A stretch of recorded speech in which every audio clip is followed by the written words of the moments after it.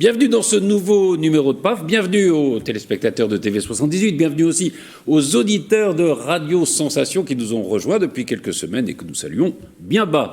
Alors, nous avons beaucoup d'intervenants aujourd'hui de très grande qualité, mais nous avons aussi des sujets de très grande qualité puisque nous allons parler de l'État. Vous savez qu'on a un État qui est assez protecteur, mais est-ce que c'est un État qui est c'est moteur dans l'économie? On va parler de ce sujet, on va parler aussi de la réforme de l'ENA, on va parler de la réforme de la justice. Et pour parler de tous ces sujets, j'accueille Mathilde Aubineau, bonjour.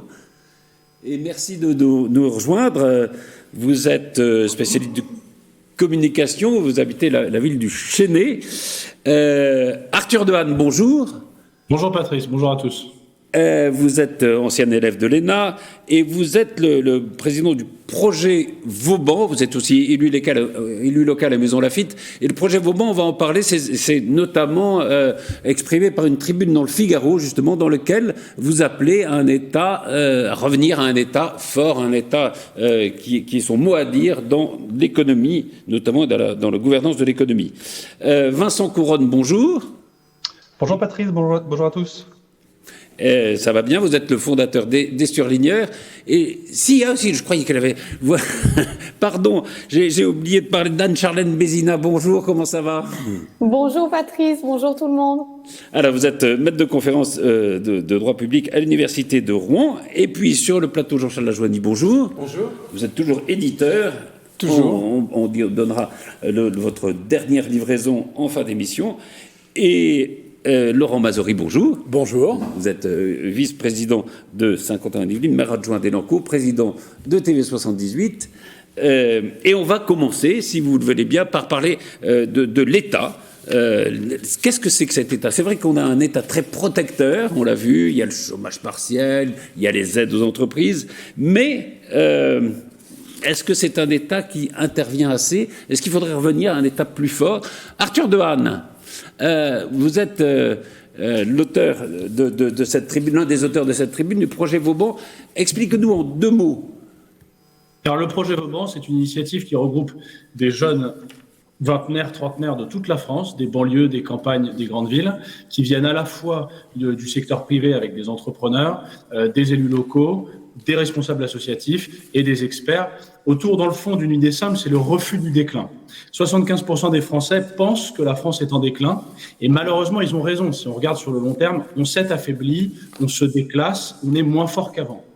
Et face à cela, il y a une génération qui se dit, bon, on ne va pas rester dans la dictature du présent, on ne va pas se laisser enfermer par les sujets des masques, des vaccins, des pénuries de toutes sortes. On se prend 300 jours avant la présidentielle pour essayer d'imaginer un programme pour sortir du déclin. Alors, c'est le premier thème de cette émission. Faut-il réformer l'État ?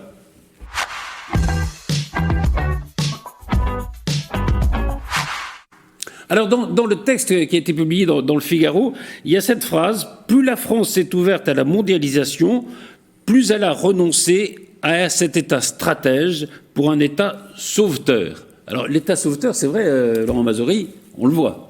Oui, là, on le voit actuellement parce qu'on est dans des décisions concrètes. Après, je ne suis pas certain que le sauvetage soit si réussi que ça. En tout cas, il y a une tentative de sauvetage, on va dire.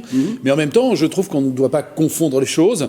C'est pas parce qu'on s'ouvre à la mondialisation que forcément il y a moins d'État. L'État est là aussi pour la piloter, pour l'accompagner, pour permettre que les entreprises françaises soient compétitives. C'est pas moins d'État, c'est plus d'État et mieux d'État qu'il faudrait en réalité. Arthur Dehaene, c'est ce que vous dites. Il faudrait un État. Il faudrait revenir au fond à cet État qui était essentiel dans les 30 glorieuses, quoi. En fait, si vous voulez, on vit dans un paradoxe et l'État fonctionne à l'envers. C'est-à-dire que l'État s'est alourdi en bas et il s'est complètement allégé en haut. Il a perdu sa force stratégique et sa force de vision, d'investissement, de protection en haut. Et d'une certaine façon, le paradoxe s'explique de la manière suivante, c'est qu'on s'est ouvert à la mondialisation. En s'ouvrant à la mondialisation sans avoir de stratégie et sans savoir exactement ce qu'on voulait pour la France, on a perdu de l'industrie. C'est très simple, il y avait 6 millions d'emplois industriels dans les années 70, il y en a 3 millions aujourd'hui. Et la vérité, c'est que l'emploi public a pratiquement augmenté dans les mêmes proportions. Donc ce qu'on avait comme économie productive avant, on l'a replacé par de l'économie non marchande, pas toujours très productive, pas toujours même avec les 35 heures qui soient respectées. Et symétriquement, l'État en haut, donc les forces d'état-major qu'on aimerait avoir dans les ministères, qu'on aimerait avoir dans les négociations internationales, qu'on aimerait avoir pour dire à la Commission européenne que non, on ne va pas appliquer un certain nombre de règles qui plombent notre industrie, cette force-là, on l'a perdue. Et donc ce qu'il faudrait, c'est en fait changer complètement le paradigme, c'est-à-dire plus d'État en haut, moins d'État en bas. On lâche tout en bas et on lâche rien en haut. C'est un peu ça la logique qu'il faut adopter. C'est-à-dire plus de décentralisation, si je peux dire, et plus de force de gouvernance de la part de l'État, c'est ça? En fait, si vous prenez ce que font les États-Unis, eh ben, dans le fond, il faut faire Trump plus Biden. Voilà, c'est-à-dire que Trump, c'était oui, effectivement, la fin de la naïveté dans les négociations commerciales internationales. On arrête de laisser la Chine faire. Nous, je suis désolé, c'est lamentable. Ça fait 30 ans qu'on se laisse marcher dessus. La moitié des entreprises du CAC 40 sont détenues par des fonds étrangers. C'est le cas de Péchinet qui a été racheté par le Canadien Alcan. C'est le cas de Arcelor qui a été racheté par Mittal. Je ne sais pas si vous avez vu, il y a à peine 10 jours, Holcim, qui avait racheté Lafarge, a purement et simplement rayé le mot Lafarge des statuts, c'est-à-dire qu'ils ont fait disparaître d'un trait de plume 150 ans d'histoire industrielle française. C'est ça que je veux dire. Ça, c'est de l'aspect positif du Trumpisme. Et l'aspect positif qu'il y a chez Biden, c'est l'investissement, la puissance publique, la transformation écologique. Vous voyez ? Et donc, quand je dis plus d'État, je suis pas en train de dire plus d'impôts, plus de réglementation, plus de lourdeur bureaucratique. Au contraire, la transformation de l'État, c'est justement d'avoir l'État stratège qui défend la France en haut et l'État libéré qui laisse les Français respirer en bas. Donc plus d'État, moins de bureaucratie, si vous voulez. Anne-Charlène Bézina, quelle est votre réaction à ces propositions ? Je la trouve en effet salutaire. Comment ne pas être séduite par ces idées en les entendant. Il y a en effet un constat de réforme de l'État qui s'enlise. En réalité, depuis les années 60, se succèdent des réformes de l'État, des réformes de la gouvernance, des modernisations de l'État. Et pourtant, chacune d'entre elles amène à chaque fois à ne pas repenser les cadres de la gouvernance, mais plutôt à des mesures sectorielles qui rajoutent encore des missions à l'État. Donc moi, j'ai le sentiment, en effet, qu'on a peut-être ce colbertisme très français, c'est-à-dire cette impression que notre État ne sait pas fonctionner sans un formalisme, un secret, un enfermement qui est très souvent décrié. Et ça, c'est vrai que c'est la logique bureaucratique qui est quand même remise en cause depuis au moins les années 80, mais dont on a du mal à se défaire. Quant à la question d'avoir un État pilote, c'est vrai que quand on a renoué, en tout cas l'année dernière, avec l'idée de créer un commissariat général au plan, cette idée de réinstaller la gouvernance dans quelque chose de plus prospectif et de finalement plus stratège, ça me paraît être une bonne chose, sachant qu'Emmanuel Macron, d'ailleurs, dans sa réforme de l'État, qui était CAP 2022, avait été le premier à redire qu'on devait renouer avec l'État investisseur, retrouver un petit peu les lettres de noblesse de notre État décisionnaire. Et on s'est rendu compte encore que le vecteur de la réforme de l'État n'était finalement pas le bon pour arriver jusque-là. Donc, est-ce que ce n'est pas finalement plus une réforme des méthodes de l'État, des méthodes de la gouvernance dont on aurait besoin, plus que d'une énième réforme de la décentralisation, d'une nouvelle loi sur l'État? J'ai l'impression que c'est plus à l'État de prendre conscience de ses responsabilités pour arriver à se réformer lui-même. Mathilde Dobino ? On a un problème. Ça communique pas bien. Non, Vincent Couronne, alors. Vincent ? Oui, j'entends très bien, Patrice, merci. En fait, je suis assez d'accord avec le constat sur le fait qu'on déshabille, effectivement, j'allais dire les pilotes, mais ils n'y voyaient rien on déshabille surtout le sommet de l'État, en réalité. Et qu'est-ce qui se passe, en fait, très, très fréquemment, enfin, de manière générale, ces dernières années, lorsqu'on parle de réformer l'État, en réalité, ça signifie moderniser l'État. C'est souvent ce qu'on cache derrière. En réformer, ça n'est pas que moderniser, c'est aussi adapter à certains défis. Quand on parle de moderniser, en réalité, derrière, ça cache beaucoup de dématérialisation, de numérisation, etc., pour économiser des postes. Et au final, on supprime des postes de pilotes, tout simplement parce qu'on estime que les tâches qu'ils faisaient auparavant ou que leurs assistants, les gestionnaires faisaient auparavant, peuvent être aujourd'hui dématérialisés. Je donne un seul exemple, c'est l'université. Aujourd'hui, à l'université, et Anne-Charlène ne pourra pas me contredire là-dessus, on a en fait dématérialisé tout un tas de procédures que du coup qu'on a confié aux enseignants-chercheurs. Ce qui fait qu'aujourd'hui, ce sont les enseignants-chercheurs qui rentrent les notes, ce sont les enseignants-chercheurs qui, en dirigeant les masters, s'occupent de tout un tas de tâches administratives qu'ils n'avaient pas à gérer auparavant. Conséquence, lorsqu'il y a une crise ou lorsqu'on veut réformer, eh bien ces pilotes, en quelque sorte, ne sont plus disponibles pour pouvoir en fait faire les mouvements, les changements qui sont nécessaires, fournir les efforts nécessaires. La crise sanitaire l'a très bien montré. Comment est-ce que l'université, vous voulez qu'elle se sente, qu'elle soit prête, ou que les enseignants-chercheurs à l'université soient en mesure de pouvoir rapidement se réformer pour pouvoir gérer la crise, alors qu'en fait, ils n'ont quasiment même plus le temps de faire leur propre métier du fait de l'alourdissement de toutes ces tâches-là. Donc il y a, par cette dématérialisation, en fait, derrière un objectif qui est celui de réduire le nombre de postes au sommet de l'État, et forcément, quand il faut réformer, il y a plus de disponibilité humaine. On le voit aujourd'hui, on fait appel beaucoup à la sous-traitance, à des cabinets de conseil pour pouvoir gérer justement des crises ou des réformes. Voilà. Donc ça, c'est on entame une carrière de syndicaliste. Jean-Charles Lajoidy. Moi, je suis assez d'accord avec ce que vient de dire Monsieur Dehaene. À ceci près, juste un petit correctif. L'histoire de Lafarge, je pense que là, pour une fois, c'est plutôt une bonne idée, parce que si on enlève le nom de Lafarge, c'est aussi parce qu'il y a cette histoire avec l'État islamique qui n'est pas quand même une très bonne idée. Donc là, pour une fois, on va pas se plaindre que ce nom disparaisse. Ça, c'est une chose. Après, oui, l'État, c'est très bien, mais je suis tout à fait d'accord avec cette idée. Trump plus Biden, c'est bien. Lutter contre la Chine, c'est bien. C'est une évidence. Après, est-ce que tout est de la faute de l'État ? Est-ce qu'il y a aussi la France et des Français qui sont aussi... Il y a la société. La société qui n'est pas peut-être non plus toujours prête à faire les efforts qu'on est en droit d'attendre d'elle, et que ça peut aussi ruiner toute envie d'installer des choses en France, etc. Et qu'à un moment, on peut comprendre que, État ou pas État, un gros industriel ou des gros investisseurs se disent finalement, c'est peut-être beaucoup plus simple d'aller ailleurs que de rester en France. Donc c'est pas qu'une possibilité de délocalisation, c'est juste, est-ce que les choses sont faisables en France ? C'est peut-être ça le vrai problème, plus que État ou trop d'État. Que peut-on vraiment faire en France ? Alors, Laurent Mazory, et puis après... Je voulais réagir sur la notion de désindustrialisation dont l'État serait la cause. N'oublions pas quand même le rôle des politiques en général, parce que ce qui pose problème aujourd'hui, ce qui amène les entreprises à délocaliser, c'est une grande partie pour des raisons de coûts de production. Et quand je parle de coûts de production, je parle de la partie des charges.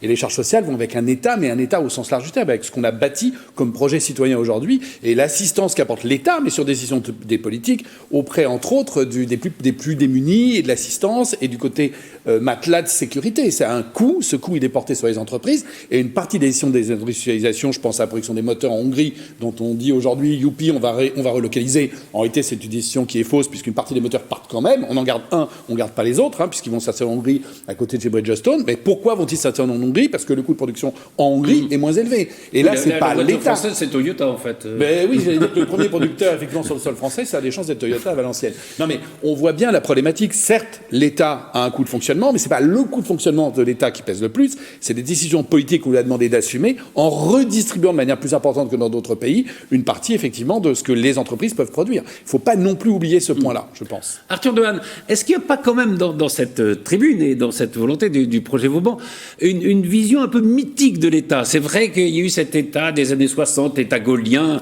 avec l'ardente obligation du plan, qui était en effet le moteur de l'économie. Mais si ça a disparu, c'est aussi parce que les entreprises se sont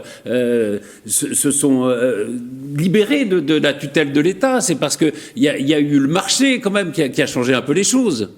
Vous savez, il y a une philosophe que j'aime beaucoup qui est Simone Veil et qui disait que la France était capable de renouveau tout en étant fidèle à son génie. Je m'explique. Lorsqu'on parle de réformer la France, on évoque tout le temps Margaret Thatcher, Gerhard Schröder, le FMI, comme si, dans le fond, on ne pouvait trouver de salut qu'en s'inspirant sans cesse de ce qui se fait ailleurs. Les Allemands ont fait effectivement dans les années 2000 quelque chose de très fort, mais c'est quelque chose qui est conforme à leur façon de faire de l'économie, à leur histoire, à leur génie propre. De la même manière que Margaret Thatcher au Royaume-Uni, sur une île où le libéralisme a été inventé, c'est pas étonnant, si vous voulez, que les choses aient été faites de cette manière-là. Moi, ce que je crois, c'est qu'en France, d'abord, avant de parler d'État, on peut peut-être parler de services publics. Et le service public à la française, c'est quelque chose qui existe, c'est quelque chose qui peut être efficace. Et de ce point de vue-là, je prends un exemple, ça a été dit tout à l'heure, en parlant de l'université. Prenez l'administration de la santé. C'est hallucinant, c'est-à-dire qu'en bas, vous avez un tiers des effectifs qui sont des administratifs. Vous avez des hôpitaux qui sont à la fois sous-équipés et surchargés en personnel. Il y a, pour ainsi dire, trop d'administratifs en bas. Et lorsque vous prenez du CAN, c'est-à-dire le ministère de la Santé, eh bien là, vous avez pas grand monde. Vous avez 7000 personnes au total pour toute la France. Les laboratoires s'en plaignent, tout le monde s'en plaint. Vous avez une sous-administration qui est complètement rachitique. Et on est obligé de faire appel à McKinsey pour élaborer le plan de logistique de distribution des vaccins. Oui, c'est ça que je veux dire par on a trop d'États en bas et pas assez d'États en haut. Et pour répondre à la question de est-ce que c'est un mythe ou pas, non, c'est pas un mythe, c'est simplement qu'il faut faire comme ce qu'on fait dans les entreprises, c'est-à-dire on s'assoit, on regarde ce qui fonctionne, on regarde ce qui fonctionne pas, et on essaie de faire de cette crise une opportunité, parce que moi, ce dont j'ai peur, c'est que la réforme soit la victime du Covid. C'est-à-dire que les Français aient tellement peur de l'avenir, soient tellement inaptes à se projeter, et on les comprend bien puisqu'on ne sait même pas de quoi la semaine prochaine sera faite, qu'en fait, ils renoncent à toute idée de réforme, de remise en ordre de la nation. Or, c'est une condition, et c'est ce que disait Jean-Charles Ajoigny, ce sont des changements qu'on va devoir faire. Et ça, il faut que les politiques le disent.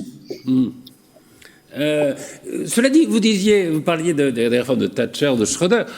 La France a toujours été un peu à contre-temps. Je veux dire, quand le monde devenait libéral avec Thatcher ou Reagan, nous on élisait Mitterrand. Quand il y a les populistes qui arrivent, nous on élit Macron, qui est plutôt européen. On garde quand même ce contre-temps par rapport aux autres pays, non? Oui, mais parce que je pense qu'il y a... comment dire, disons que le monde des 30 Glorieuses, vous en parliez tout à l'heure, correspondait très bien à ce que spontanément la France savait faire. Les 50 années de mondialisation qu'on vient de traverser nous laissent encore déboussolés. On n'a toujours pas trouvé notre modèle, notre voie française dans la mondialisation. Et moi, je crois que la bonne solution, c'est pas de choisir entre Marine Le Pen et Jean-Luc Mélenchon, qui ont le programme économique de la CGT, pour être clair, et l'espèce d'euro et mondialo-béatitude qui consiste à avoir un regard complètement fasciné sur le village global en trouvant que les Français sont quand même bringards et que c'est un village gaulois complètement dérisoire. Je crois qu'il faut prendre ce qu'il y a de bon dans les deux, c'est-à-dire dans la vision populiste, il y a quand même l'idée que oui, l'État peut faire quelque chose, oui, la France doit se défendre, oui, il faut qu'on arrête de se laisser faire dans le monde actuel, et puis essayer de prendre l'aspect, la dimension de modernité dont on a besoin, parce qu'il ne faut pas qu'on renonce à notre puissance. On existe, on est la 6e puissance mondiale, et c'est pas à la hauteur de la France que de ne pas avoir de vaccin.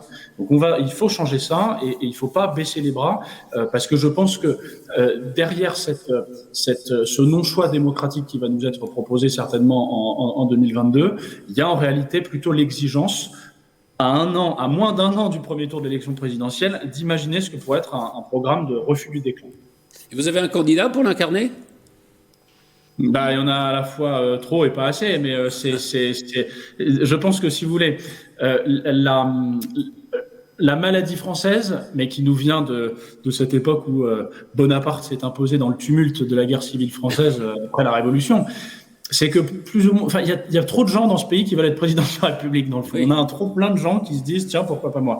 Alors qu'en réalité, la première des étapes, c'est pas l'homme providentiel, c'est le citoyen providentiel. Essayons de faire l'effort, le privé, le public, l'entreprise, l'associatif, les collectivités locales, de converger sur un certain nombre de sujets. Et là, ça peut marcher. Mais je crois qu'on manque de consensus dans la construction d'un programme présidentiel, et on est encore trop dans le rapport de force. Et à mon avis, c'est là où la France doit s'apaiser un peu. C'est vrai, Laurent Mazory, que tous les sondages nous disent qu'il va y avoir un combat Marine Le Pen contre Macron. Or, les Français, c'est pas ce que veulent les Français en même temps, c'est pas ce qu'ils souhaitent. Alors je pense que c'est pas ce qu'ils souhaitent, et bien souvent la politique n'intéresse malheureusement que les politiciens. Oui. Une des manières de faire en sorte que les Français s'intéressent à la politique, c'est justement de parler du fond. Et je trouve que bien souvent dans nos émissions, on parle plus du fond que ce que je peux entendre ailleurs. Et là, il y aurait effectivement matière. Vous voyez, par exemple, quand j'entends parler du commissariat au plan, moi j'avais été le premier à le saluer en me disant voilà, on revient. Alors il y a le côté c'était mieux avant, mais je pense que c'est pas que ça. Il y avait en fait, comme dans une entreprise, on fixe une stratégie. On commence par fixer une stratégie, un plan à 5 ans, à 10 ans. On voit ensuite comment on peut le décliner, mais c'est pas juste la stratégie. Ensuite, on met les différents wagons importants. Donc, le commissaire au plan, il a sa valeur si effectivement derrière on fixe cette stratégie, qu'on s'y tient sur la partie industrielle. Parce que ce qui fait la force d'un pays, on peut dire ce que l'on veut, c'est sa capacité à aller capter des devises pour financer l'ensemble de ses programmes. Si on reste franco-français et qu'on ne sait pas prendre le train de la mondialisation en se disant, enfin, je vais vous donner l'exemple. Quand j'entends dire que la stratégie, par exemple, c'est la transition écologique, pchit, ok, très bien, super, allons-y. Mais concrètement, c'est quoi? Et ce que j'entends derrière dire, ça serait, on a une stratégie sur l'hydrogène. Parce que quand le général de Gaulle, on a le succès, on peut critiquer, néanmoins, on est l'État le moins carboné du monde grâce à notre énergie nucléaire. Oui, mais ça a été aussi un succès industriel extraordinaire. Ça a sous-tendu également la politique des transports. Donc tout ça, c'est une décision politique. Et c'est une décision politique qui était l'indépendance énergétique. Donc on peut retrouver effectivement sur l'énergie la transition écologique, mais ça suffit pas, ça c'est le marketing. La réalité derrière, c'est que pour que des élus soient élus, il faut qu'ils portent un projet. Et j'en reviens à votre question, Patrice. Si on doit choisir entre Marine Le Pen et Emmanuel Macron, et je suis désolé, Xavier Bertrand et d'autres, parce que ça, c'est ce que les journalistes veulent nous faire croire, c'est qu'il y aura forcément les sondages d'aujourd'hui donnent ce qu'il y aura l'année prochaine. On a vu dernièrement que tout peut arriver. J'en sais rien. Marine Le Pen a peut-être acheté des chaussures, on lui en a peut-être offert. Emmanuel Macron peut-être des costumes, que sais-je encore. Néanmoins, le fond du sujet demeure, c'est-à-dire, est-ce que dans ce pays, on peut prendre conscience que pour s'en sortir, il faut avoir une activité industrielle et commerciale forte qui aille effectivement dans le mood global que l'on s'est fixé de la stratégie. Si c'est la transition écologique, so what, allons-y, mais ayons la politique industrielle derrière, et là les Français nous suivront. Si on fait que des 20 mots et qu'on explique qu'il faut faire de la transition en mettant des éoliennes dans des espaces classés magnifiques, et puis en mettant des panneaux solaires qui sont fabriqués majoritairement en Chine, et qui du coup ne génèrent pas d'emplois en France, mais ça ne marchera pas. Il faut que ça génère une économie. Enfin, en France, majoritairement en France. Jean-Charles. Oui, juste un petit mot. Je rejoins encore une fois Arthur Dehaene. Il y a encore 3 mois, la France, donc l'État français, essayait de vendre le fleuron de l'industrie des bateaux, des chantiers navals, avec Fincantieri qu'on voulait vendre aux Italiens. Et là, un chantier qui marche, qui est bénéficiaire, on fait les plus gros paquebots du monde, les plus beaux, et ça fait 4 ans que l'État essaye de vendre ce fleuron, pour des raisons mais absolument abracadabrantesques, c'est absolument insensé. Et on veut vendre ça. Alors il reste déjà plus grand-chose en France qu'on fabrique, on arrive à faire des bateaux, qu'on garde ça. C'est aberrant. Non, mais on nous a persuadé, monsieur Lajoigny, qu'en France, l'industrie c'était fini. Il n'y avait plus que la matière grise. Alors là, puisqu'on parlait de l'ENA, puisqu'on a un énarque avec nous, je me demande si on vous apprend ça à l'ENA, parce que moi, alors je reçois des stagiaires de l'ENA, donc j'en ai professionnellement. On va aborder le débat dans un instant. D'où vient cette idée? Juste un mot, peut-être, Anne-Charlène. Cette vision assez forte, assez parfois peut-être mythique de l'État, est-ce que ça ne vient pas aussi du fait qu'en France, l'État a précédé la nation? Il y a cette donnée quand même historique importante. C'est une donnée historique qui se discute également parce que le sentiment national, il est très distinct, en tout cas dans la conception française qu'on a de la nation, de l'État. Et je suis pas sûre que nous ayons eu un État avant d'avoir une nation, parce que la nation, c'est quand même le sentiment du vivre ensemble. Et ça, moi, je suis pas certain qu'historiquement il ait été précédé. Et je sais pas si c'est vraiment une donnée, en tout cas, de notre force ou de notre faiblesse de l'État. Néanmoins, ce sur quoi je pense qu'il est important aussi de réagir, c'est qu'on nous vend très souvent l'idée que l'État devrait s'adapter avec la même souplesse que le droit privé, que l'entreprise, etc. Je crois qu'au contraire, et à la fois c'est aussi ce que je perçois dans le discours qui nous est donné aujourd'hui, c'est que il y a un grand danger à managérialiser absolument l'État, comme nous le faisons depuis finalement 30 ans, en essayant de calquer la fonction publique sur le droit du travail, de calquer le droit de l'organisation territoriale sur des entreprises mères et filiales. Je crois qu'il faut quand même aussi garder à l'État sa particularité, sa puissance. Et justement, je rejoins ce discours de puissance, puisque je pense que si on s'inspire trop de cette souplesse et qu'on allège sans arrêt l'État, on va aussi risquer de manquer de services publics, de pouvoir de décision. Donc, il y a il y a aussi ce paradoxe très français entre l'État-providence et l'État libéral qui fait aujourd'hui son identité et qui fait aujourd'hui son endettement historique. Mais je crois nécessairement qu'il ne faut pas sacrifier l'un ou l'autre, mais qu'il faut choisir la voie de l'équilibre entre tous ces paradoxes, le privé, le public, le libéralisme et le social. Et c'est peut-être ça aussi qui fait cette exception française dont M. Dehaene parlait si bien. En tout cas, ça sera sans doute, comme le disait Laurent Mazori, un des débats importants de la prochaine présidentielle. On va passer à cet autre sujet. Emmanuel Macron, après avoir hésité à annoncer la suppression de l'ENA, c'est notre deuxième sujet.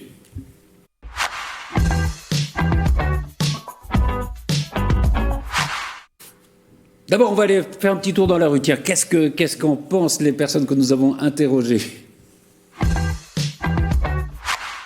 Je pense que tous les gens du gouvernement ils viennent de là-bas. Et du coup, va falloir. C'est mieux s'ils suppriment cette école. Il y aura plusieurs. Ils pourront venir de plusieurs écoles et il y aura plusieurs diversités, ça sera mieux. A priori, oui, parce que mon sentiment, c'est que la haute administration a un petit peu trop de pouvoir ou prend un peu trop de place dans les décisions qui sont prises par les uns ou les autres. Je serais pour qu'il y ait une autre formation qui accueille des gens d'origine et de formation très diverses. C'est quand même très dommage que tous les cadres de l'administration soient issus de cette école, eux-mêmes issus de Sciences Po. La question, ce serait plutôt, si on veut supprimer l'ENA pour éviter un renouvellement des élites du même endroit, qu'est-ce que ça serait, ce qui le remplacerait ? Et est-ce que ça corrigerait le problème de renouvellement ? Je suis contre la suppression de l'ENA. Pour moi, c'est un gage d'excellence, c'est une spécificité française. Et je trouverais ça dommage de supprimer cette institution d'excellence. Je pense que ça va dépendre justement des mises en œuvre qui seront déposées. Est-ce que ce sera véritablement une refonte ou alors un saupoudrage ? Est-ce qu'il y aura véritablement des propositions concrètes sur la possibilité d'ouvrir le champ des candidats et d'avoir justement cette efficacité pour combiner la formation des futurs hauts fonctionnaires ? C'est ça qui importe. Ah non, parce que moi j'adorerais que mon fils il y aille. Arthur Dehaene, je m'adresse à vous en premier puisque vous êtes ancien élève de l'ENA. Comment vous avez vécu alors cette idée de la suppression ? On en parle depuis très longtemps quand même. Non mais si vous voulez, je trouve que les gens interrogés dans le micro-trottoir ont la bonne réaction. Et ils montrent un peu que les gouvernants sous-estiment l'intelligence des Français, je trouve. Hein. Parce que là, ce qui a été dit majoritairement, c'est oui, mais c'est pour faire quoi ? Tout dépend de ce qu'on fera après. Donc ça veut dire que, un, ils sont pas contre le changement, mais que deux, ils veulent qu'on leur propose un chemin. Ils veulent qu'on leur dise, voilà ce qu'on va faire. Et pas simplement qu'on leur donne le scalp des élites, parce que c'est pas parce qu'il y a plus d'ENA qu'il y aura plus d'élites. Il y aura toujours des élites, et c'est la vérité depuis l'Antiquité. Donc faut pas faire de démagogie. C'est pas parce qu'on supprime l'ENA que tout d'un coup, on a mis le peuple au pouvoir. L'ENA serait remplacée par un institut du service public. Anne-Charlène Bézina, ça serait peut-être pas mal, c'est vrai que ça va ouvrir. Alors, dans cet institut du service public, il y aurait les polytechniciens, il y aurait d'autres écoles, etc. Mais c'est vrai que d'ouvrir l'administration, par exemple, vous êtes enseignant dans l'enseignement supérieur. Si on vous proposait, par exemple, je ne sais pas, d'aller dans la préfectorale, est-ce que c'est quelque chose qui pourrait vous tenter ? Non, mais c'est vrai qu'on pourrait ouvrir les possibilités d'emploi dans la fonction publique, non ? Alors, je vais d'abord, Patrice, vous répondre à la question de la suppression de l'ENA, puis je vous parlerai ensuite de l'évolution de ma carrière personnelle au sein de la préfectorale. Non, mais c'est ça qui m'intéresse. Pour être honnête, j'ai le sentiment, en fait, que la suppression de l'ENA, c'est à nouveau, je partage complètement ce qui a été dit par Monsieur Dehaene, c'est un peu de la poudre aux yeux, c'est-à-dire qu'on a le sentiment, il faut rappeler quand même que c'est une politique de suppression de l'ENA qui est installée dans le discours d'Emmanuel Macron depuis la crise des Gilets jaunes et qu'il a eu le sentiment qu'en fait, c'était une réponse à une crise sociale. Et à cette crise sociale, il a voulu, en quelque sorte, décapiter le roi en se disant, au moins, si je supprime cette école des élites, on aura le sentiment que je suis plus proche de la base. Et je partage complètement le point de vue. La suppression de cette école devra nécessairement passer par la création d'une autre. Et on retrouvera donc, évidemment, la question de la formation des administrés et des futurs administrateurs, surtout, qui passera évidemment par une école. L'autre question, c'est est-ce que l'ENA crée l'énarchie ? Alors on a eu des superbes articles de nos plus grands penseurs français sur ces questions, et À nouveau, je pense qu'en effet, l'élite n'est pas du tout un mal français et que c'est au contraire une très bonne chose d'avoir une élite et que c'est une très bonne chose d'avoir une élite très formée. Et je rejoins complètement le propos de Monsieur Dehaene, qui va d'ailleurs avec la tergiversation d'Emmanuel Macron. C'est-à-dire que on n'a pas besoin de supprimer l'ENA, on a besoin de réformer à nouveau, mais avec le sens propre de la réforme, c'est-à-dire reformer une base.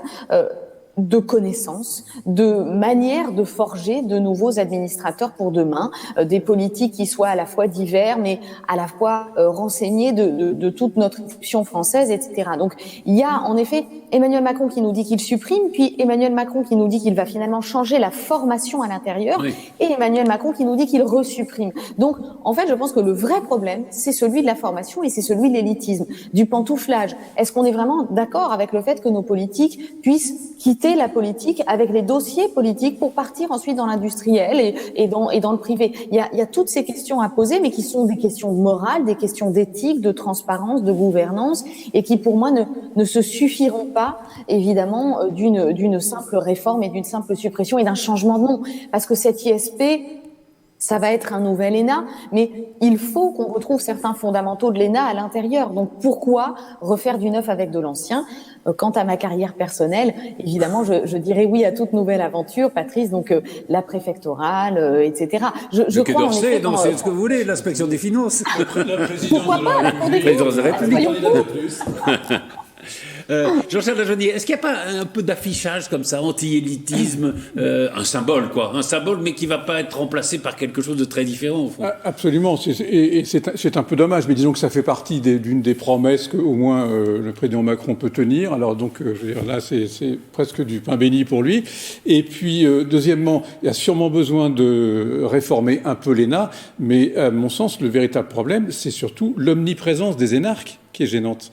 Si dans les gouvernements, si dans les administrations, il n'y avait pas que des énarques, mais du coup, les énarques feraient peut-être plus attention à ce qu'ils disent, s'ouvriraient un petit peu. Alors que là, ils sont élevés en batterie entre eux, et puis après, on les met dans des ministères, ils sont tous ensemble. Cela dit, on a eu avec Sarkozy et Fillon, on avait eu, c'était assez rare, un président de la République et un Premier ministre qui n'étaient pas anciens élèves de l'ENA. Est-ce que ça a changé beaucoup de choses? Mais oui, je trouve. Oui. On voit avec le président suivant, oui, ça a changé beaucoup, honnêtement. Qui était énarque, François Hollande. On a vu la différence, mais surtout, effectivement, ni Sarkozy ni Fillon n'étaient énarques, mais ils étaient entourés d'énarques, parce que des énarques, il y en a partout.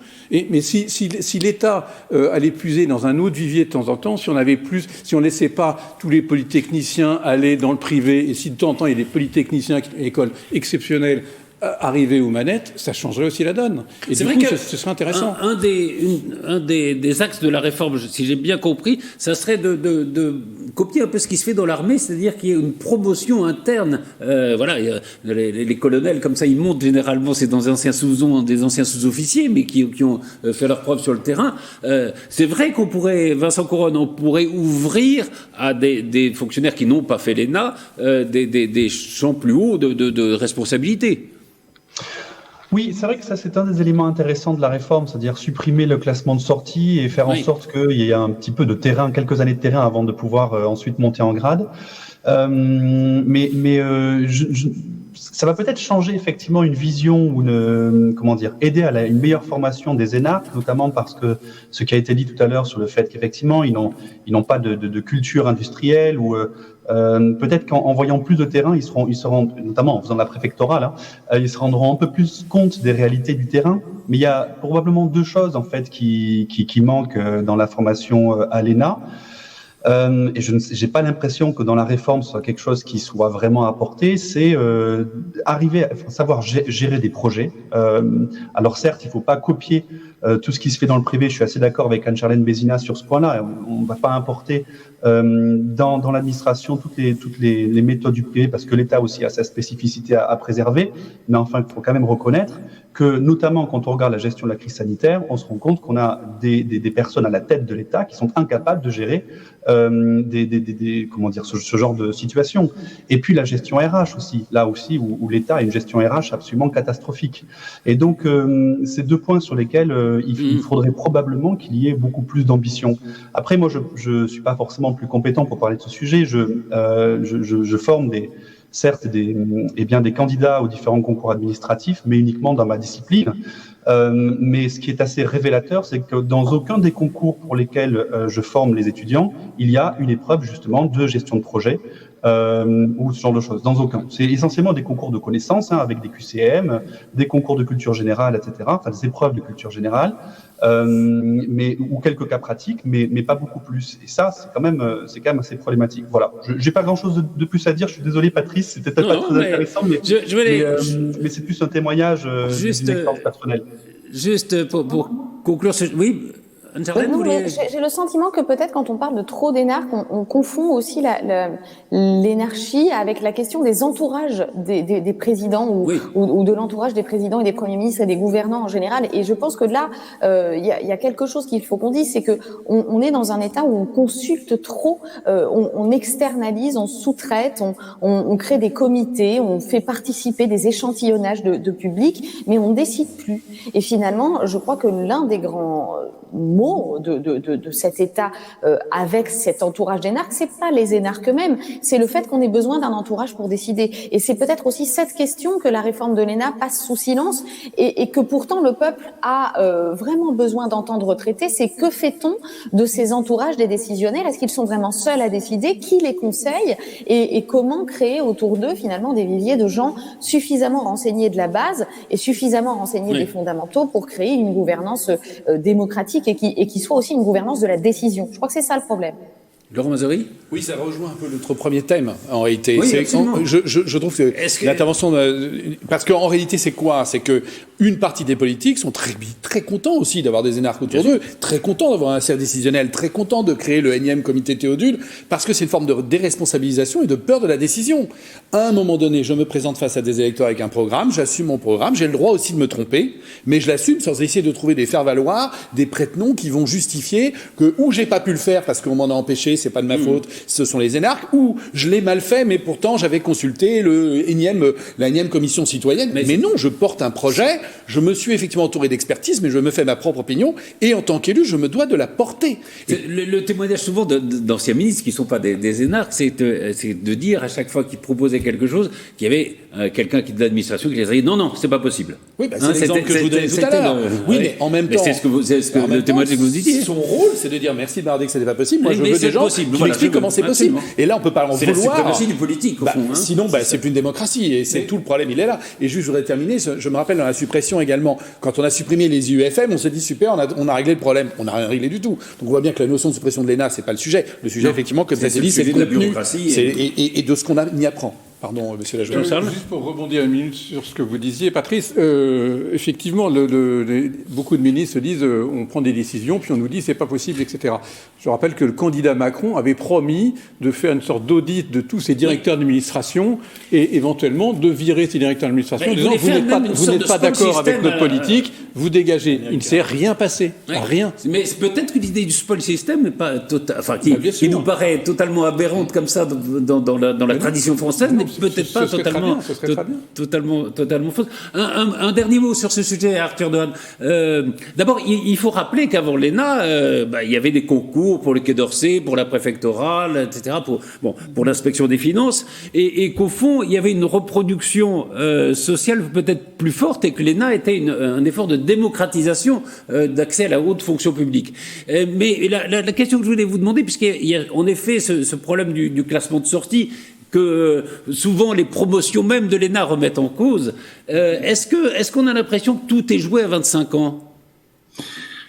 En fait, il y a deux questions fondamentales. Effectivement, la première, c'est l'égal accès de tous les Français aux emplois publics, qui est un principe qui est dans la Déclaration des droits de l'homme et du citoyen, et qui est une question de justice.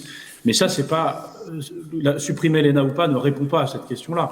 Ça pose la question de la méritocratie française, de la base jusqu'au sommet. Ça pose la question de l'éducation nationale. Ça pose la question de réinventer, notamment par le mentorat, en attachant un mentor et un jeune qui, main dans la main, vont de l'avant, pour essayer, comme ça se faisait sous la Troisième République. Les hussards noirs, ils prenaient des gamins dont ils trouvaient qu'ils avaient du talent et ils les emmenaient au sommet. Louis Germain, je l'ai déjà dit, Germain, c'était le mentor d'Albert Camus. Donc ça, c'est un premier sujet, et vous pouvez supprimer toutes les ENA que vous voulez. Cette question-là doit se traiter, à mon avis, au-delà du seul cas de l'ENA. Voilà, l'ENA en fait partie de la question, mais elle n'épuise pas la question. Ça, c'est le premier point. Et le second point, c'est celle de savoir, effectivement, ce que l'on va apprendre à nos élites. Et de ce point de vue-là, il faut qu'on réalise la chance qu'on a en France. On a la chance de former nous-mêmes nos élites. Les Américains ne suppriment pas Harvard. Les Anglais ne suppriment pas Oxford. Et prenez un pays comme la Grèce, ils forment leurs élites à l'étranger. N'importe quel gouvernement de pays d'Asie centrale ou d'Afrique, même d'Amérique latine, ils forment leurs élites à l'étranger. Il y a que quelques pays sur Terre qui forment souverainement leurs élites. Donc c'est un élément de notre souveraineté que de former nous-mêmes nos dirigeants. Ça, c'est très important. Et donc la question, c'est pas tant est-ce que je supprime, est-ce que je supprime pas, c'est quels sont mes besoins. Tout à l'heure, Monsieur Cohen, vous parliez de la gestion RH. Moi, je suis d'accord avec vous. Le fait d'anticiper sur 20 ans quels vont être les besoins d'une nation et d'anticiper en termes de gestion prévisionnelle des emplois et des compétences et de se dire je vais avoir besoin de X, Y et Z compétences, donc je les transmets à mes élites. C'est ça le questionnement qu'il faut avoir. Alors ensuite, moi, je pense que la suppression de l'ENA est certainement une nécessité parce que pour moi, la clé viendra de la concurrence. Pour moi, c'est parce qu'on mettra des écoles en concurrence les unes avec les autres dans les accès aux emplois publics que là, on aura de nouveau une nouvelle offre plus intéressante sur le fond. Voilà. Mais en tout cas, lorsque vous dites que le classement de sortie et sa suppression serait une bonne chose, il faut bien comprendre qu'il n'est pas supprimé. C'est-à-dire que ce qui est supprimé, c'est l'accès direct au grand corps. Oui. Et effectivement, il faut un classement. Oui. Ils sont retirés du classement.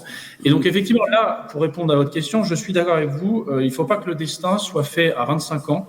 Et il faut effectivement un passage par le terrain parce que la crise démocratique que nous vivons, c'est une crise dans laquelle les Français ont l'impression que les élites ne sont plus redevables, que les élites ne redonnent pas ce qu'elles ont reçu.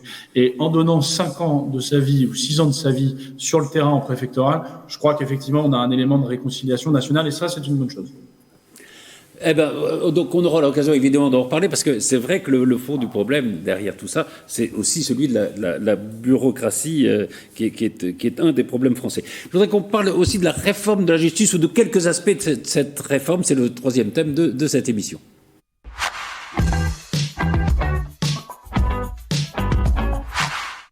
Alors il y a beaucoup d'aspects. Il y a notamment une réforme sur la remise de peine automatique qui serait supprimée, ce qui est plutôt, semble-t-il, une bonne chose, parce qu'on ne voit pas pourquoi il y a des remises de peine automatiques, qu'elles soient faites quand les gens se comportent bien, on peut le comprendre, que ça soit automatique, c'est un peu moins compréhensible. Mais il y a deux sujets sur lesquels on pourrait revenir. Le premier, c'est celui de la professionnalisation d'une partie de la justice criminelle, c'est-à-dire qu'il n'y aura plus de jurés pour les crimes qui sont plus de 15 à 20 ans. Mais tout ça arrive, Laurent Bazory, à un moment où il y a eu d'abord une récidive d'un criminel, d'un violeur, et puis ce jugement qui est très contesté par les policiers, qui sont très très légers pour les auteurs de ce crime. Est-ce que finalement la confiance, puisque c'est ça le but de ce projet de la confiance à la justice, ce ne serait pas aussi qu'il y ait des décisions qui soient approuvées par tout le monde ? Alors oui, alors vous avez raison, Patrice. Alors là, c'est un sujet. C'est-à-dire que l'atmosphère n'est pas terrible pour la justice. Voilà. D'abord, il n'est jamais bon non plus de légiférer dans des atmosphères justement sous le feu de l'actualité, parce que évidemment les exemples qu'on a récemment. Qui plus est, je le rappelle, on vient d'avoir ce jugement, effectivement, dans l'affaire de Viry-Châtillon, qui fait suite à un appel, puisque le parquet avait considéré que le premier jugement n'était pas assez sévère, on renvoie en appel, et à la finale, le deuxième jugement, qui pour le coup, d'ailleurs, n'est pas qu'avec des magistrats professionnels, puisqu'on est en cour d'assises, même s'il y a le huis clos, se trouve être plus léger que la première instance. Pour autant, là encore, je suis désolé, mais le rôle des politiques est essentiel. Les juges, les jurés s'expriment dans le cadre de la loi. Cette loi, elle est dictée par le politique, d'accord ? Et donc, quand un juge prend une décision, il ne sort pas du cadre de la loi. On lui a juste donné la possibilité de le faire. Alors, on pourrait rediscuter. On parlait tout à l'heure de Nicolas Sarkozy. À une époque, il y avait ce qu'on appelait les peines planchées, qui était une forme de palliatif, en réalité, sans dire son nom, ça permettait de remonter effectivement les peines minimales. Pour autant, les jurés s'exprimaient toujours. Et donc, le point essentiel, c'est qu'il ne faut pas oublier quand même que constitutionnellement, et c'est hérité de la Révolution française, la loi s'exprime et les décisions de justice sont prises au nom du peuple français. Et moi, ce qui me choquerait, c'est d'avoir effectivement que des tribunaux qui seraient des formes de tribunaux d'exception, bardés exclusivement de professionnels, qui ne rendraient plus la justice au nom du peuple français, mais qui rendraient la justice au nom d'une forme de caste juridique dont on ne sait pas très bien, d'ailleurs on rejoint un peu le débat précédent, en fonction de quelles opinions politiques, de quelle idée, de quelle philosophie. Ils ont droit d'avoir leurs opinions, et ils ont droit de les exprimer, et il serait normal qu'ils les expriment. Simplement, je pense qu'on échapperait là à la notion de jury populaire, qui est quand même l'instance de base, à mon sens, d'une vraie démocratie. Même si la justice doit être... populaires resteront pour un certain nombre de corps d'assises. Mais ce qui me choque, c'est le mot « pour un certain nombre ». Tout jury devrait être populaire dès lors, effectivement, que la vie humaine est mise en jeu. Il n'y a pas de notion de cette peine. Fiction, au fond, que c'est le peuple qui rend la justice et que le peuple est un peu infaillible. Alors à ce moment-là, ça veut dire que notre Constitution est une fiction et que la République est une fiction. C'est idéologiquement... Et que les magistrats professionnels n'influencent pas beaucoup les jurys populaires. Si. Ah mais alors, c'est un autre point, effectivement. Quand vous mettez 12 personnes, en colère ou pas, effectivement au sein d'un local dans lequel ils réfléchissent et que vous avez 1, 2 ou 3 magistrats professionnels, bien sûr que l'influence existe, mais le débat, lui, continue de coexister. S'il n'y a plus que des avocats entre eux, des juges entre eux qui se mettent d'accord, il n'y a plus de débat. Et pour terminer, on a vu également on voit le poids des syndicats de la magistrature dans tout ça et du syndicat de la magistrature. On remettrait donc les clés de la justice à des organismes constitués, non contrôlés par la population. Mais franchement, alors là, je deviens d'extrême gauche pour le coup. Je trouve que la justice, elle appartient et elle doit toujours appartenir au peuple et pas à des spécialistes, très clairement. Très rapidement, est-ce qu'il faut aller un peu vite? Très rapidement, juste sur l'histoire de Viry-Châtillon, ce qui est choquant... Et Viry-Châtillon, oui. Oui, mais tout le monde fait un amalgame en disant c'est scandaleux, des gens n'ont pas été condamnés. Ça, c'est la justice, on n'a pas le dossier sous les yeux, ils sont innocents ou pas, c'est pas grave. Ouais. Ce qui peut en revanche être choquant, et c'est tout à fait légitime que les policiers s'émeuvent, c'est que quelqu'un soit reconnu coupable et qu'il prenne des peines relativement légères pour avoir quand même essayé de brûler vifs des gens dans une voiture. C'est ça, c'est la légèreté de la peine qui est choquante. Que la moitié des prévenus soient innocentés ou pas condamnés, c'est la justice, c'est son boulot. Je n'y connais rien, je n'ai pas le dossier sous les yeux. Mais c'est vrai que les peines me paraissent extrêmement légères. Ça suscite en tout cas la colère des policiers. Sur la professionnalisation d'un certain nombre de procédures criminelles, quel est votre sentiment, Anne-Charlène ? Moi, je voudrais déjà dire que je suis pas complètement, je suis même totalement contre l'idée qu'on puisse dire que la justice doit venir du peuple, parce que je dois rappeler quand même que quand on a mis en place l'étatisation de la justice à la fin du Moyen-Âge, c'était précisément pour mettre fin au œil pour œil, dent pour dent, et aux querelles de tribus et de populations que nous pouvions avoir. Et je trouve que c'est bien que nous ayons mis fin à ce qu'on a tous pu lire en 6e avec Notre-Dame de Paris, à ces exécutions sur la place de Grève, avec ce plaisir très bas instinct finalement que nous avons à voir exécuter certaines personnes. Moi, je crois précisément que l'étatisation, le tiers neutre qu'est le juge, c'est toute notre théorie de la procédure et tout le droit constitutionnel d'ailleurs de notre procédure, que de confier à un tiers nos litiges. Donc moi, je ne crois pas du tout que la justice doit venir du peuple. Au nom du peuple français, bien évidemment, mais par exemple, la justice administrative qui nous a quand même très correctement défendu pendant la crise sanitaire à propos des masques, des vaccins, etc., elle est rendue par des juges professionnels avec l'écoute d'avocats, de tiers, etc., et on n'a pas pour autant le sentiment que ça devient un monopole léniniste de l'État social. Donc je crois qu'il faut faire attention avec le fait que la présence de 9 jurés ne rend pas la justice plus démocratique et la présence de juges professionnels ne la rend pas plus étatique, et je crois que nous avons besoin d'une justice étatique qui plaise au peuple. Et j'ajoute aussi qu'il faut peut-être arrêter ces espèces de querelles de calendrier en précisant que une loi arrive en même temps qu'un fait divers et que du coup on se demande si elle va répondre à ce fait divers-là. La justice ne pourra pas plaire à tous demain, qu'il s'agisse de la réforme du Pont-Moretti, de n'importe quelle autre, puisque finalement on revient là aussi à cette notion d'instinct, c'est-à-dire que la victime va vouloir être vengée, tout le monde aura une opinion sur toutes les décisions de justice rendues et laissons quand même la justice travailler à tête reposée. Moi, je crois voilà, c'est une bonne réforme, en tout cas sur certains points, et la question de la professionnalisation, c'est plus le fait de perdre cette exception française qui peut nous blesser un petit peu, mais voilà, bon, la mesure entre le peuple et l'État, elle est quand même très démocratique et exemplaire en France. Arthur Dehaene et Vincent Couronne, très rapidement, est-ce qu'il justement il vaut mieux pas une justice un peu plus rapide qu'elle ne l'est, plutôt qu'une justice qui, en apparence démocratique et populaire, pour plaire à Laurent Mazory? On parle, à mon avis, malheureusement du détail. Enfin, il y a des problèmes plus profonds que ça. Emmanuel Macron avait promis la création de 15 000 places de prison. Alors, c'est vrai que ça, on n'en parle plus, hein. Ah oui, mais le problème de la justice, c'est pas des problèmes de principe qu'elle a. C'est qu'on a une justice du tiers-monde. On a une justice qui est smicardisée. Une justice qui n'a pas les moyens de faire respecter l'ordre public. Parce que c'est la première fois qu'il y a une telle augmentation du budget de la justice, hein, quand même.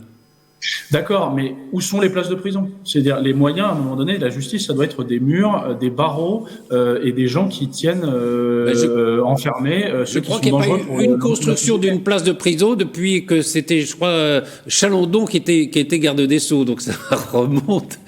En tout cas, les 15 ça remonte à la deuxième cohabitation, je crois.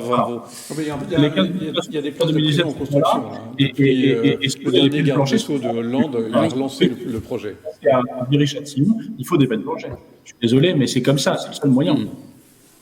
Alors, on va aborder juste très très rapidement, parce qu'on a réinterrogé nos amis. C'est frustrant, parce qu'il y aurait beaucoup à dire. On va faire une émission spéciale sur ce thème. On va y revenir. Mais justement, dans cette réforme, il y a les audiences filmées. Alors, qu'est-ce qu'ils en pensent, nos amis de tout à l'heure, d'ailleurs? Je suis pour. Pourquoi? Je pense que c'est déjà un exemple. On a besoin de cet exemple pour que nos enfants n'aillent pas aussi loin, premièrement. Deuxièmement, ça nous permet de voir en tout cas s'il y a injustice ou pas. Ça permettrait, je suppose, enfin c'est mon impression, de comprendre un petit peu les arguments des uns et des autres et voir un peu comment la justice est rendue en fait. Se faire une opinion plus concrète que ce que l'on voit à travers les émissions ou ce qu'on lit dans la presse. Je suis contre la diffusion des procès. C'est parce que je pense que on devrait préserver en fait l'intimité et l'image en fait des prévenus et même des juges qui siègent pendant ces procès. Ils ont besoin en fait, je pense qu'on a besoin qu'ils passent inaperçus en fait. Les procès c'est quand même quelque chose d'opaque. On a des comptes rendus de presse, mais on ne sait pas trop qu'est-ce qui s'y passe précisément. Que ça passe à la télé, oui. Après, quelle chaîne publique accepterait de les passer? Est-ce que ça intéresserait les gens? C'est une autre histoire. Je suis formellement contre. Je ne vois pas l'intérêt. Pour moi, c'est vraiment quelque chose qui doit être réglé entre quatre murs. Le public n'a rien à faire dans cette histoire.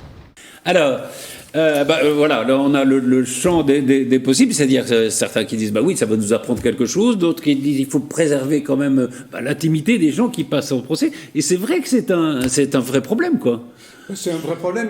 Et tous les gens qui disent c'est merveilleux, on pourrait voir comment ça se passe. Je rappelle que tous les procès sont publics et si les gens sont passionnés, ils ont qu'à y aller. C'est-à-dire, toute la journée, il y a des procès partout en France. On pousse la porte, c'est obligatoire, la porte reste ouverte, on y va et puis c'est tout. Alors, voyeurisme ou acte démocratique, la diffusion des procès? Intervenne rapidement. Je rejoins Jean-Charles Lajoigny. La justice, elle est déjà publique en France. Ça fait partie des principes d'organisation imposés par les textes internationaux, de tous les standards démocratiques. Donc, qu'on rajoute de la télévision.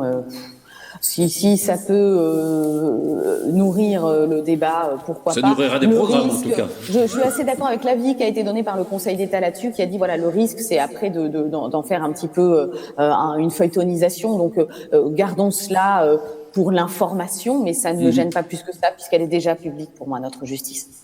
Vincent Couronne? Oui, rapidement, je noterai juste le paradoxe, en fait, qui revient à sortir des jurés des cours d'assises et pipoliser la justice en faisant rentrer les téléspectateurs. Donc, il y a effectivement probablement ici un glissement qui se ferait donc d'une justice en fait plus populaire peut-être ou au sens avec des téléspectateurs qui pourraient regarder. Je précise quand même que ces procès, s'ils sont filmés, ne seraient diffusés qu'après la fin du procès, évidemment pas pendant le procès. Et avec l'accord de tout le monde. Je suis assez d'accord avec certaines interventions sur le fait que c'est pas forcément une bonne idée, dans le sens où la justice, comme le dit Anne-Charlène Bézina, elle est déjà publique. Les journalistes, le public peut déjà y assister, et les filmer, ça peut peut-être, mettre une sorte de pression à la fois sur les témoins. On rentre aussi dans l'intimité aussi des différentes parties ou des personnes qui sont parties prenantes dans le procès.